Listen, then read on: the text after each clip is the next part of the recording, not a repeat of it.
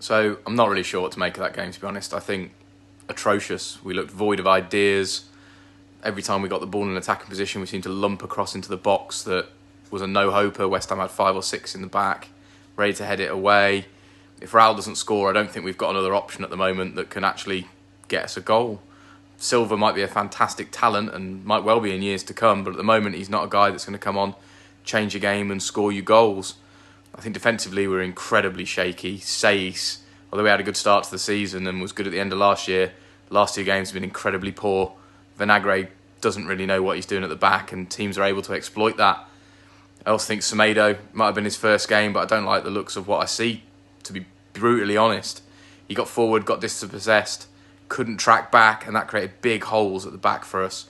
Antonio was a big guy for them, knew how to hold the ball up, created massive issues, very similar to a Mitrovic-style character that we know Cody doesn't like. So on the whole, there are no positives to pick out of that game for me. I can't think of anything good to say, which is really disappointing because at least against Man City, although it was a loss, there were a couple of positives and we did attack and we did create chances. Today was just woeful, and Wolves really need to shape their ideas up, or else it could spell trouble in some really winnable games to come through October.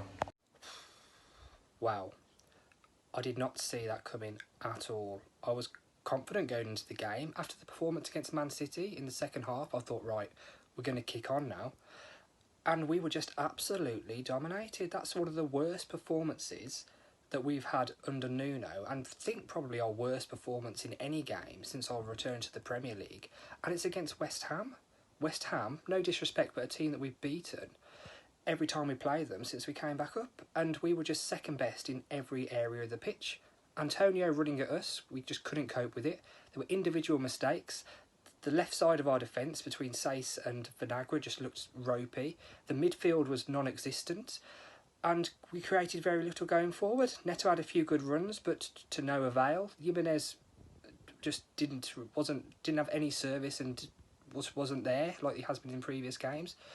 The Traore-Semedo partnership we're all looking forward to just was non-existent. Granted, it's early days, but he was taken off, Traore, not long into the second half. And you're thinking now, after a positive start, but you look at the performances against Stoke, the performances against the first half in Man City and the performance today, and it's not good enough. We do need drastic improvement, and I'm still in a little bit shock, really. It's still a bit raw, but it's a big week ahead, really. When you look ahead to Fulham, we need a performance against that. Otherwise, it's going to be another very slow start to the season, and ultimately, that's what cost us last time.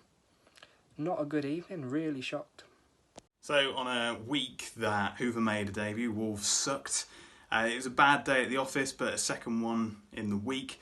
I think we were devoid of ideas. Moutinho and Neves doesn't seem to be quite working for me at the moment. And as we've said on the podcast for probably the last 2.5 years, Wolves need to sign a centre-back. And I think it's imperative that they do before the transfer window shuts on the 5th of October, because there were so many mistakes at the back. I think Cody, he's going to be in for some pelters at the weekend. Saiss didn't have the best game. I thought Bolly looked weak as well. So need to make some reinforcements there. Otherwise, it's a new team. I know a lot of people are upset in the aftermath of what's happened.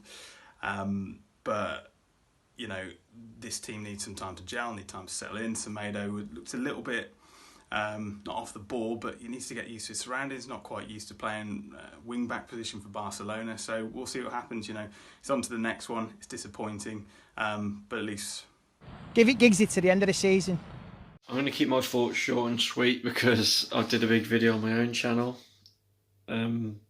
Just shocking, isn't it? Really is. I hope in a few days after this, our thoughts are a bit different when we do the podcast on Wednesday, the 77 Club podcast. But just a shocking performance. We're playing a team that are relegation fodder, in my opinion. I still think West Ham will go down. And to lose 4-0 to a team like that, we've got serious problems, haven't we? I think the lads summed it up really well in the first few clips you saw. But there we go. Listen to the Wolf 77 Club podcast. iTunes, Spotify and all that business, but who gives a shit right now about that? But yeah, shocking. Absolutely shocking. Fabio Silva comes on. I'm hoping he might nick a consolation. He couldn't even do that. I don't know, man. It's like a few hours after the game and I'm still pissed off. Subscribe to this channel if you can. Subscribe to the podcast. In a bizzle.